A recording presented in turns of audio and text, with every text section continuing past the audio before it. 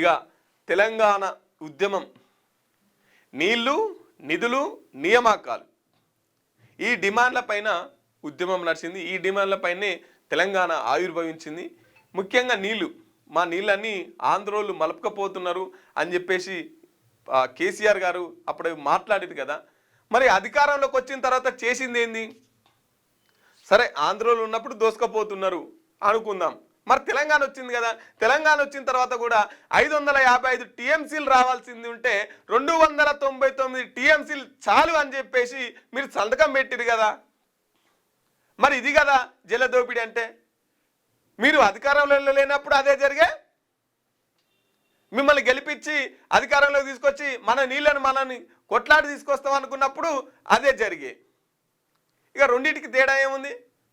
ఇక ఇప్పుడు అప్పుడు ఏదైతే నీళ్ళ అంశాన్ని రెచ్చగొట్టి తెలంగాణ ప్రజలందరూ ఓట్లు వేయించుకొని గెలిపించుకున్నావో, మరి గెలిచిన తర్వాత ఏం చేసినావని కూడా ఇప్పుడు తేట తెల్లం అయిపోతుంది కదా. సో కాబట్టి ఇక కాళేశ్వరం ముంచటోటి సరిగ్గా ఎలక్షన్ల టైంలోనే ఆ మేడిగడ్డ కాడ బ్యారేజ్ కుంగిపోయింది. ఇక 1,00,000 కోట్లు 1,20,000 ఏమంటారు 1,50,000 కోట్లు ఇన్ని కోట్లు పెట్టి ఖర్చు పెట్టిన మేడిగడ్డ ఉత్తదైపోయింది. తెలంగాణ సొమ్మంతా గంగలో వచ్చిన పాలైందని చెప్పేసి అదొకటి. ఇక అది వేరే అంటే ఇతర పార్టీల వాళ్ళకు అది రాజకీయ హస్తంగా మారి ఉన్నది వాయ అగో అట్లా అయింది అన్నట్టు.